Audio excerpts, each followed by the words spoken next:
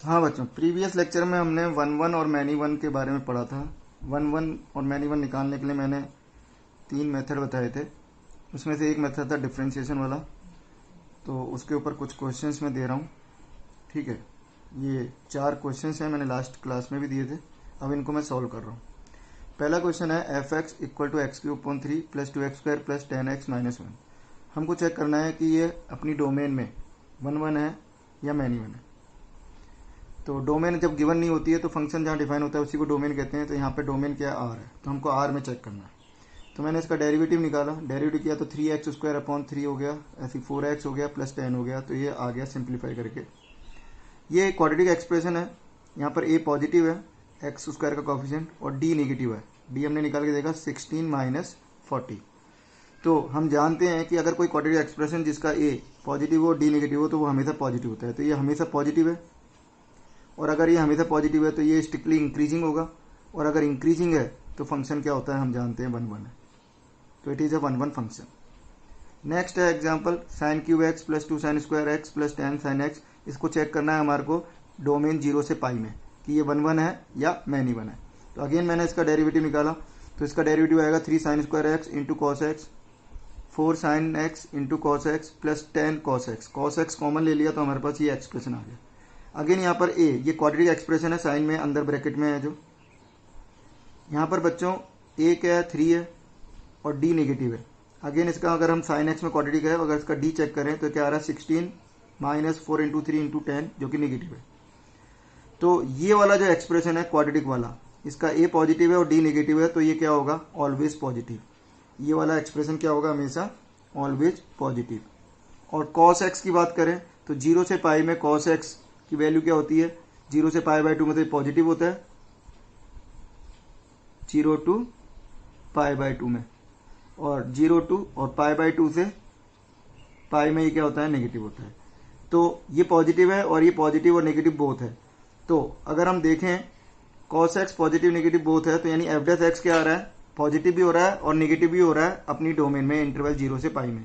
तो जब F dash x positive और नेगेटिव दोनों होता है तो हम जानते हैं फंक्शन क्या होता है, मैनी वन। तो it is a many one function. Next example हम ले रहे हैं, तीसरा एग्जांपल हमने लिया था यहाँ पर, तीसरा एग्जांपल हमने लिया था एफ एक्स इक्वल टू ये। हमको आर में भी चेक करना था और 0 से 5 में भी चेक करना था।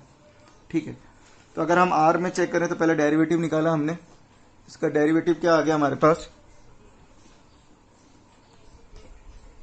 इसका डेरिवेटिव आ गया हमारे पास x² plus 3 into 2x minus x² plus 1 into 2x। ये इसका डेरिवेटिव आ गया। सिंप्लीफाई किया तो ये आ गया। तो अगर हम r में चेक कर रहे हैं तो हमने देखा कि यहाँ पर ये तो हमेशा पॉजिटिव रहेगा, लेकिन इसका क्रिटिकल पॉइंट क्या आ गया, 0। तो 0 के बाद ये पॉजिटिव है, 0 के बाद इंक्रीजिंग है। तो f dash x positive negative दोनों है, so it is many one. ठीक है, लेकिन अगर हम इंटरवल 0 से 5 में अगर हम देखें तो 0 से 5 में ये हमेशा पॉजिटिव रहेगा, इज पॉजिटिव, सो 1 1। तो 2 इसके आंसर हुए। अगर हम आर में देखते हैं तो ये मैनी वन है, जबकि अगर हम इसको 0 से 5 में देखते हैं तो ये 1 1 है। फोर्थ क्वेश्चन है हमारे पास कि हमको एक फंक्शन दे रखा है एफ एक्स और ये बता रखा है कि ये 1 1 है। अगर ये 1 1 है तो हमें क्या बताना है कि p की वैल्यू बतानी है, set of values of p। हमें p की वैल्यू बतानी है। तो अगर ये फंक्शन गिवन है कि हमारे पास 1 1 है, तो 1 1 है तो P x plus sine x, अगर 1 1 है तो एफ डैश एक्स निकालेंगे। एफ डैश क्या आ गया, p प्लस कॉस एक्स। अब यहाँ पे 2 केस बनते हैं। अगर 1 1 है तो एफ डैश एक्स या तो पूरा का पूरा पॉजिटिव होना चाहिए, या एफ डैश एक्स पूरा का पूरा नेगेटिव होना चाहिए, या इक्वल टू 0 किसी एक या 2 पॉइंट पर। तो f dash x greater than equal to 0 किया मैंने, तो इसको ग्रेटर देन इक्वल टू 0 किया तो p greater than minus cos x आ गया। हमें ये वैल्यू हमेशा ट्रू चाहिए, for all x belongs to r हमेशा ट्रू चाहिए, ऑलवेज ट्रू चाहिए। तो ऑलवेज ट्रू कब होगी, जब इसकी मैक्सिमम वैल्यू से अगर p बड़ा है तो हमेशा ही बड़ा होगा। और माइनस कॉस एक्स की मैक्सिमम वैल्यू क्या होती है, 1। तो p अगर 1 या 1 से बड़ा है तो ये वैल्यू हमेशा एफ डैश एक्स हमेशा पॉजिटिव होगा, और उस केस में ये 1 1 होगा। तो एक आंसर तो हमारे पास ये आ गया। सेकंड केस है, हमने मान लिया कि एफ डैश एक्स नेगेटिव है या 0 है। तो अगर एफ डैश एक्स नेगेटिव है तो हमने किया p प्लस कॉस एक्स को हमने नेगेटिव किया, तो लेस देन इक्वल टू 0 किया, तो ये आ गया p less than equal to minus cos x. अब हमारे को ये वैल्यू हमेशा चाहिए, ऑलवेज ट्रू। तो x बिलोंग्स टू r के लिए ट्रू चाहिए, हमेशा ट्रू चाहिए। तो हमेशा ट्रू कब होगी, जब इसकी मिनिमम वैल्यू पी जब इसकी मिनिमम वैल्यू से माइनस कॉस एक्स की मिनिमम वैल्यू से छोटा हो, तो हम जानते हैं माइनस कॉस एक्स की मिनिमम वैल्यू क्या होती है, -1, तो p less than equal to -1 होना चाहिए। दोनों केसेस का हम यूनियन लेंगे तो हमारे पास फाइनल वैल्यू पी की क्या आ जाएगी, -∞ से -1 यूनियन 1 से इन्फिनिट। तो ये हमारे पास फाइनल आंसर आ गया। तो fourth function P x plus sine x अगर 1 1 है तो पी की सेट ऑफ वैल्यूज क्या आएगी, ये आएगी। अब नेक्स्ट आता है हमारे पास onto function and into function. Onto function को हम सर्जेक्टिव फंक्शन भी कहते हैं। इसकी डेफिनेशन क्या होती है, आगे आ रहे हैं हम। सर्जेक्टिव फंक्शन या ऑन टू फंक्शन की जो डेफिनेशन होती है, इफ अ फंक्शन ए से बी में अगर कोई डिफाइन है, is such that each element in B must have at least one pre image in A, then we say f is onto function. कहने का मतलब क्या है कि अगर ए से बी में कोई फंक्शन डिफाइन है तो बी के हर एलिमेंट की कोई ना कोई प्री इमेज ए में होनी ही चाहिए, कम से कम एक प्री इमेज होनी ही चाहिए। ठीक है, अगर मैं एक एग्जांपल की बात करूं तो यहां पर मैं एक एग्जांपल ले रहा हूं 1 2 3। यहां पर मैंने ए से बी में डिफाइन किया है, तो ए में 3 एलिमेंट लिए, बी में 3 एलिमेंट। यहां पर अगर हम देखें तो बी के हमारे पास 3 एलिमेंट है ए बी सी, और तीनों की कोई ना कोई प्री इमेज है, कम से कम एक प्री इमेज है, so it is onto function.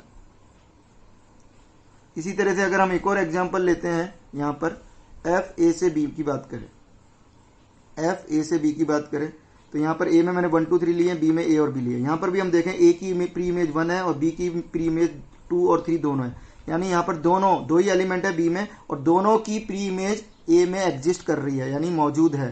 तो इसलिए ये कौन सा फंक्शन होगा, ऑन टू फंक्शन। अब नेक्स्ट आते हैं हम इनटू फंक्शन पर। इनटू फंक्शन में क्या हो जाएगा, उल्टा हो जाएगा कि कम से कम एक एलिमेंट हमारे पास बी में ऐसा मिल जाए जिसकी प्री इमेज नहीं हो। तो जैसे इफ फंक्शन एफ ए से B is a function A से B is such that there exist at least one element in B set B which has not pre image in set A, मतलब कम से कम एक एलिमेंट बी में ऐसा मिलना चाहिए जिसकी कोई प्री इमेज ए में मौजूद ना हो। जैसे एक एग्जांपल लिया मैंने ए से बी में, यहाँ पे ए में मैंने 3 एलिमेंट ले लिए 1 2 3, बी में 4 एलिमेंट लिए ए बी सी डी। यहाँ पे हम देखें ए की प्री इमेज 1 है, बी की प्री इमेज 2 है, सी की प्री इमेज 3 है, लेकिन डी की कोई प्री इमेज नहीं है, तो ये डी खाली रह गया बी में। अगर डी बी में खाली रह गया तो ये क्या हो जाएगा, इनटू फंक्शन हो जाएगा, यानी डी की कोई प्री इमेज नहीं है। इसी तरह से हम एक और एग्जांपल ले रहे हैं ए से बी में 1 2 3 इसमें ले लिए ए में, बी में मैंने 3 एलिमेंट लिए ए बी सी। यहाँ पे 1 की इमेज ए है, 2 की इमेज बी है, 3 की इमेज सी है, यानी ए की प्री इमेज 1 है और बी की 2 प्री इमेज है 2 और 3, लेकिन सी की कोई प्री इमेज नहीं है, तो अगेन सी खाली रह गया बी में, सो इट इज इनटू फंक्शन। तो ये इनटू फंक्शन है। तो ये होता है पूरा ऑन टू और इनटू फंक्शन। ठीक है, सबको क्लियर होगा। कोई भी फंक्शन या तो ऑन टू होगा या इनटू होगा, एक ही होगा दोनों में से, दोनों नहीं हो सकता, यानी कोई फंक्शन ऑन टू भी हो और इनटू भी हो ऐसा पॉसिबल नहीं होगा, ये ध्यान रखना है। और अगर हम सीधी सीधी लैंग्वेज में अगर हम बात करें, बिल्कुल रफ लैंग्वेज में बात करें कि ऑन टू का मतलब क्या होता है, यदि रेंज इक्वल टू कोडोमेन हो जाए तो उसको फंक्शन को हम कहते हैं ऑन टू फंक्शन। यहाँ पे अगर हम देखें, यहाँ पर कोडोमेन कौन है, ए बी सी है और रेंज भी ए बी सी है, so range is equal to codomain है, so it is onto function. तो सीधा सीधा हमारे को रेंज निकालना आना चाहिए। अगर हम रेंज निकालना जानते हैं तो हम ऑन टू इनटू फंक्शन निकालना जानते हैं। ठीक है, क्लियर। नेक्स्ट आता है हमारे पास क्लासिफिकेशन ऑफ द फंक्शन। अब हमने 4 चीज पढ़ी है, 1 1 मैनी 1, ऑन टू और इनटू। तो इनके बेसिस पर हमारे पास फंक्शन को हम 4 पार्ट में क्लासिफाई कर सकते हैं। फंक्शन या तो 1 1 होता है या मैनी 1 होता है, सिमिलरली ऑन टू होता है या इनटू होता है। ठीक है, तो 4 तरह से फंक्शन बन सकता है। एक फंक्शन आता है 1 1 ऑन टू फंक्शन, जिसको हम बाइजेक्टिव कहते हैं, यानी 1 1 भी हो और ऑन टू भी हो तो उसको हम बाइजेक्टिव फंक्शन कहते हैं। वो कौन सा होगा, ये हो जाएगा फंक्शन। ये हमारे पास है 1 2 3 इसमें और एबीसी है, 1 से 1 का रिलेशन होना चाहिए और इसमें कोई खाली नहीं रहना चाहिए, तो ये 1 1 और ऑन टू फंक्शन है, इसको हम बाइजेक्टिव फंक्शन भी कहते हैं शॉर्ट में। दूसरा आता है 1 1 इंटू फंक्शन, यानी 1 से 1 रिलेशन होना चाहिए और इंटू फंक्शन होना चाहिए, यानी एक का एक से रिलेशन होना चाहिए और बी में कम से कम एक एलिमेंट खाली रहना चाहिए। तो हम देखें कि ए में मैंने 3 एलिमेंट ले लिए, बी में 4 एलिमेंट लिए।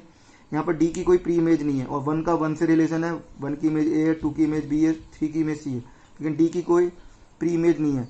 तो ये 1 1 तो है लेकिन इंटू फंक्शन है, तो 1 1 into function.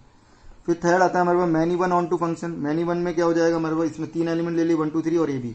Onto function है तो यहाँ कोई एलिमेंट ऐसा नहीं होना चाहिए खाली जिसकी कोई प्री इमेज नहीं हो, तो ऐसा कोई नहीं है, तो इसलिए ऑन टू तो है ही। और मैनी वन क्यों है कि 2 और 3 दोनों की इमेज सेम है, इसलिए मैनी वन ऑन टू हो गया।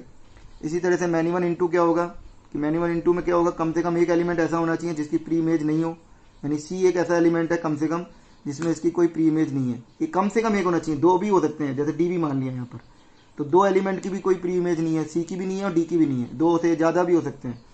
और 1 की इमेज ए है, 2 और 3 दोनों की इमेज बी है, तो मैनी वन है। दो एलिमेंट की इमेज सेम आ रही है बी, और दो एलिमेंट ऐसे हैं सी और डी जिनकी कोई प्री इमेज नहीं है, इसलिए क्या हो गया मैनी वन एंड इनटू।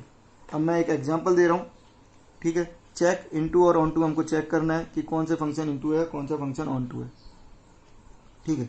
तो इसको चेक करने के लिए हम क्या करेंगे, एफ एक्स इक्वल टू क्या लिख दिया हमने, एक एग्जांपल लिया है 2x plus l n x, 2x plus l n x. हमको चेक करना है कि ये ऑन टू है या इनटू फंक्शन है।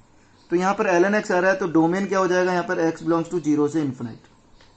जब भी लॉग वगैरह आता है, ऐसी चीजें आती हैं जो हर जगह डिफाइन नहीं होती है, तो सबसे पहले उसका हमको डोमेन लिखना होता है क्वेश्चन सॉल्व करने से पहले। तो हमने डोमेन लिखा x belongs to 0 to infinite है इसका। अब इसका मैं डेरिवेटिव निकाल रहा हूँ एफ डैश एक्स, तो एफ डैश एक्स निकाला तो क्या आ गया 2 प्लस 1 अपॉन एक्स। तो ये क्योंकि x पॉजिटिव है तो ये भी हमेशा पॉजिटिव होगा, यानी इंक्रीजिंग फंक्शन है, और डोमेन ये है तो इंक्रीजिंग फंक्शन है। तो हम रेंज कैसे निकालेंगे, f0 से f इन्फिनाइट ओपन हो जाएगा। f0 पर वैल्यू क्या आएगी, अगर f0 पे वैल्यू रखें x इक्वल टू 0 पे 0 आ रहा है, और ये 0 पे ln 0 से थोड़ा सा बड़ा रखेंगे तो वैल्यू क्या आती है माइनस इन्फिनाइट, और इन्फिनाइट पे ये इन्फिनाइट हो रहा है, ये भी इन्फिनाइट हो रहा है, इन्फिनाइट आ रहा है। तो इसका हमारे पास जो रेंज आया वो क्या आ गया, r आ गया। जब हमारे पास फंक्शन में कुछ नहीं दे रखा, कोडोमेन कुछ भी नहीं दे रखी हो, हमारे को यहाँ पे ना तो कोडोमेन नहीं दे रखा था, डोमेन तो हमको निकालनी होती है लेकिन कोडोमेन नहीं दे रखा था। जब कोडोमेन गिवन नहीं हो तो हमेशा हम आर अज्यूम करते हैं, कोडोमेन हमेशा हम आर अज्यूम करते हैं when ever it is not given. तो यहाँ पर रेंज क्या आ गई, आर आ गई, और कोडोमेन भी आर थी, तो रेंज आर आ गई और कोडोमेन भी आर है, so it is onto function. तो यह ऑन टू फंक्शन है। इसी तरह से मैं एक और एग्जाम्पल ले रहा हूँ एफ एक्स आर से ए में, आर से ए में मैंने एक और एग्जाम्पल लिया है। तो ए हमारे को सेट ए निकालना है, find the set A so that the function is onto. ये वाला जो फंक्शन है ऑन टू है, यानी हमको सेट ए यानी कोडोमेन निकालनी है कि जिससे ये ऑन टू हो जाए। तो अगर फंक्शन ऑन टू है तो हम जानते हैं कि कोडोमेन और रेंज सेम है, यानी सीधा सीधा हमको रेंज निकालनी है। तो हम जानते हैं क्वाड्रेटिक एक्सप्रेशन की रेंज क्या होती है, माइनस डी अपॉन 4a से इन्फिनाइट।